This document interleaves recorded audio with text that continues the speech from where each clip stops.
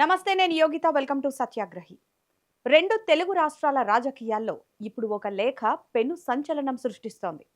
తెలంగాణ ముఖ్యమంత్రి రేవంత్ రెడ్డికి, అలాగే కేంద్ర మంత్రి బండి సంజయ్కి AP deputy CM Pawan Kalyan ఊహించని షాక్ ఇచ్చారు. అవును, తెలంగాణలో చిన్న పిల్లలపై జరుగుతున్న అకృత్యాలు, ఆ తర్వాత పోక్సో కేసుల్లో నిందితులకు అతి సులువుగా బెయిల్ దొరికిపోతుండటంపై పవన్ కళ్యాణ్ తీవ్ర ఆగ్రహం వ్యక్తం చేశారు. నేరుగా సీఎం రేవంత్ రెడ్డికి లేఖ రాస్తూ నిందితుల పట్ల ఇంత ఉదారంగా ఎందుకుంటున్నారంటూ చురకలంటించారు. అసలు పవన్ కళ్యాణ్ లేఖ రాయడానికి దారితీసిన ఆ పరిస్థితులేంటి? పవన్ కళ్యాణ్ రేవంత్ రెడ్డికే ఎందుకు లేఖ రాశారు? ఈ వీడియోలో పూర్తి వివరాలు చూద్దాం. ఇటీవల తెలంగాణలో రెండు వేర్వేరు పోక్సో కేసుల్లో నిందితులకు చాలా ఈజీగా బెయిల్ లభించింది. ఇందులో మొదటి వ్యక్తి బండి భగీరథ్ కాగా, రెండో వ్యక్తి రాజ్ కుమార్. మైనర్లపై అఘాయిత్యాలకు పాల్పడిన కేసుల్లో వీరిద్దరూ జైలుకు వెళ్లారు. కానీ కోర్టుల ద్వారా వీరికి చాలా త్వరగా బెయిల్ లభించింది. చట్టంలోని లొసుగుల వల్లో లేదా పోలీసుల వైఫల్యం వల్లో వీరు బయటకు రావడం ఇప్పుడు తీవ్ర చర్చనీయాంశంగా మారింది. పోక్సో లాంటి కఠినమైన చట్టం కింద బుక్కైన నిందితులకు ఇంత ఈజీగా బెయిల్ రావడంపై సర్వత్రా విమర్శలు వ్యక్తమవుతున్నాయి. ఈ బెయిల్ వ్యవహారం ఎంత ప్రమాదకరంగా మారిందో చెప్పడానికి రాజ్ కుమార్ కేసే ఒక పెద్ద ఉదాహరణ. పోక్సో కేసులో జైలుకు వెళ్లిన రాజ్ కుమార్ బెయిల్ సంపాదించుకొని బయటకొచ్చాడు. తప్పు చేసినందుకు పశ్చాత్తాపడాల్సింది పోయి సమాజంపై మరింత కక్ష పెంచుకున్నాడు. జైలు నుంచి బయటకొచ్చిన వెంటనే ఈ నిందితుడు ఏకంగా 6 హత్యలు చేసి ఘోర కలి సృష్టించాడు. ఒక పోక్సో నిందితుడికి బెయిల్ ఇవ్వడం వల్ల 6 ప్రాణాలు గాల్లో కలిసిపోయాయి. ఈ ఘటనే ఇప్పుడు పవన్ కళ్యాణ్ను తీవ్రంగా కదిలించింది. వ్యవస్థలు ఎక్కడ విఫలమవుతున్నాయో ఆలోచించేలా చేసింది. ఇక మరో నిందితుడు బండి భగీరథ్ కూడా బెయిల్పై బయటకొచ్చాడు. ఈయన బయటకు రావడంతో ఆ కేసులోని బాధితులు, వారి కుటుంబ సభ్యులు తీవ్ర భయాందోళనలకు గురవుతున్నట్లు తెలుస్తోంది. తమకు ఎప్పుడు ఏం జరుగుతుందో, నిందితుడు తమపై ఎలాంటి పగ తీర్చుకుంటాడోనని వణికిపోతున్నారు.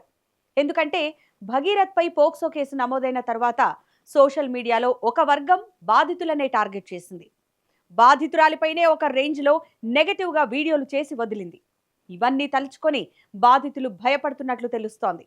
రాష్ట్రంలో పరిస్థితి ఎలా ఉందంటే, నిందితులకు రక్షణ దొరుకుతోంది కానీ బాధితులకు భద్రత కరువైందనే రేంజ్కు చేరుకుంది.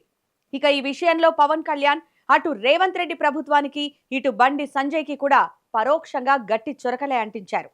ఈ దారుణ పరిస్థితులపై AP deputy CM Pawan Kalyan రాసిన లేఖలో కీలక డిమాండ్లు చేశారు. తెలంగాణ ప్రభుత్వానికి ఆయన కొన్ని కీలక సూచనలు, హెచ్చరికలు చేశారు.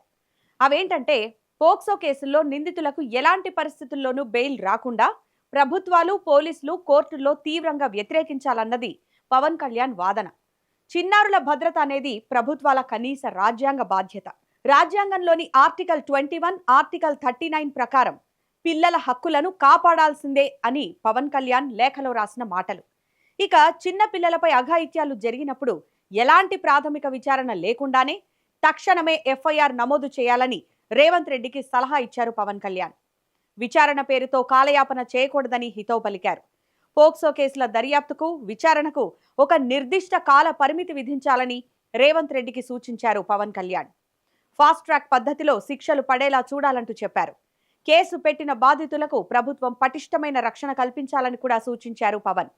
తెలంగాణలో పోక్సో చట్టాన్ని మరింత పటిష్టంగా, కఠినంగా అమలు చేయాలని, ఇలాంటి కేసులకు అత్యంత ప్రాధాన్యత ఇవ్వాలని పవన్ కళ్యాణ్ డిమాండ్ చేశారు. రేవంత్ రెడ్డికి పవన్ కళ్యాణ్ రాసిన ఈ లేఖ ఇప్పుడు తెలంగాణ రాజకీయాల్లో సంచలనంగా మారింది. రేవంత్ ప్రభుత్వ తప్పులను పవన్ కళ్యాణ్ ఎత్తి చూపినట్లే అన్న అభిప్రాయం కూడా వ్యక్తమవుతోంది.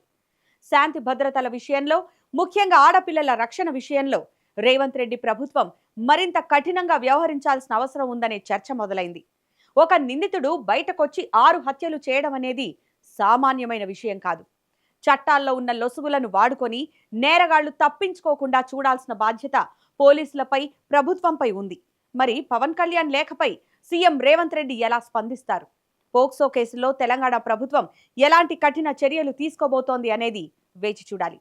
ఇక రేవంత్ రెడ్డికి పవన్ కళ్యాణ్ రాసిన ఈ లేఖపై మీ అభిప్రాయం ఏంటో ఈ వీడియో కింద కామెంట్ సెక్షన్లో తప్పకుండా మాకు తెలియజేయండి. అలాగే వీడియో నచ్చితే లైక్ చేయండి, షేర్ చేయండి. ఇలాంటి మరిన్ని ఇంట్రెస్టింగ్ పొలిటికల్ అప్డేట్స్ కోసం మా ఛానల్ని ఇప్పుడే సబ్స్క్రైబ్ చేసుకోండి. Thanks for watching.